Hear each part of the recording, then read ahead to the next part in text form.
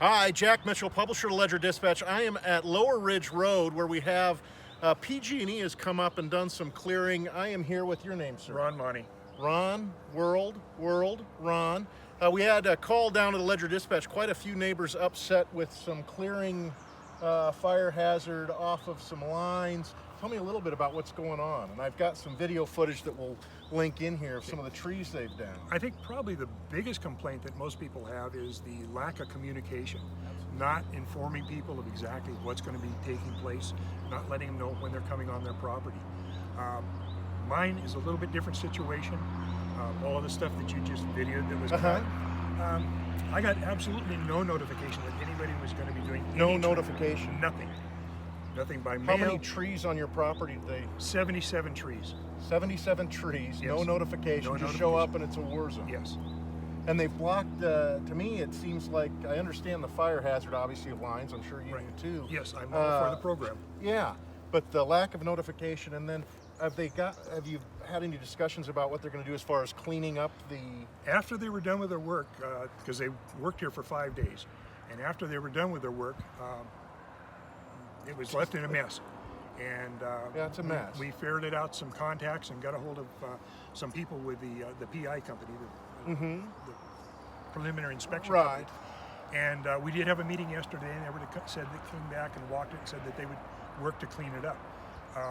To my knowledge, the work that was done here, the way it was left, was not to industry standard.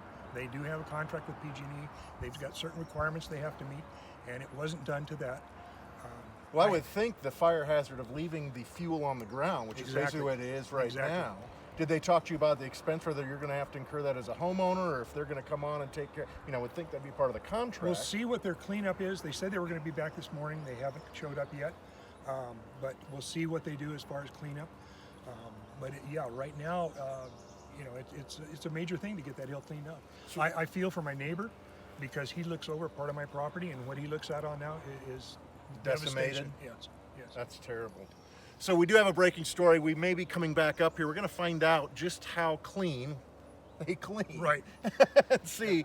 But for those of you out there, this has been going on throughout the county, certainly. Obviously, I think everyone understands the danger of wildfire, but there is a process you would think that they go through as far as contacting homeowners, letting them know how many trees, what trees, if cleanup's going to occur. I also have Ron Olivero here. This is the only notification I received. So you've got an important tree work notice, but no, they cut trees on your property as well. Yeah, but most of it's on Ron's property, and I would have thought somebody should have known where the property line. They came up here and said, we're going to mark a few trees. I said, fine, but I didn't think this was going to happen. Right. And they basically... And then they basically left. I mean, if we hadn't contacted them and our neighbors, I'm sure they would have just left all this. Now they're saying they'll come back, but I don't know. I mean, they didn't even do half of what they were supposed to do. They left debris everywhere. And the interesting thing is you've got an access road along the lines here that now is covered with trees. Which is down trees, and it's not Ron's growing property. trees, down trees.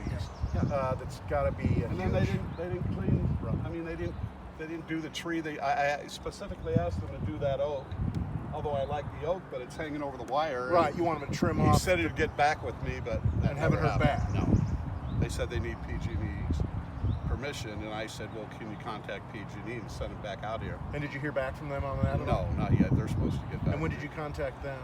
15 minutes ago was the last time, but So originally a couple days ago. Okay. And then they didn't do anything, so I asked him again. And this all occurred kind of this week.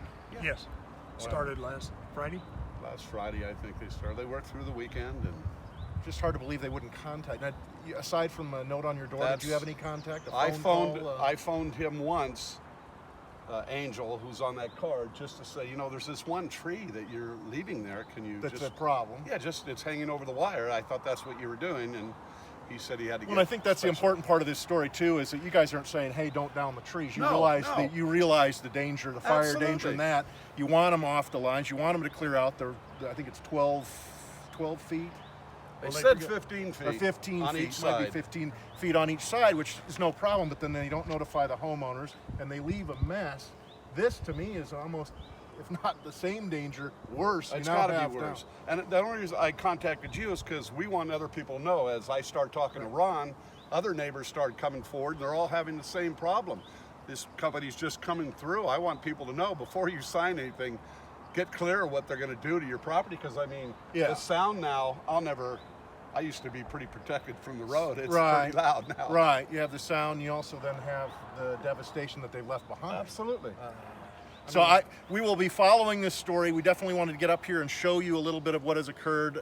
If you are out there and have had a similar incident, or if you get a notice on your door, apparently, wrong way. If you get a notice on your door, make sure you call them, I would say, beforehand. But if you notice, they didn't check any of their boxes that tells you what you're going to do. No, they literally have here the date that they're showing up. And 77 trees. Need trimming and some removals from power lines. Name Angel, a contact number, and that's about it.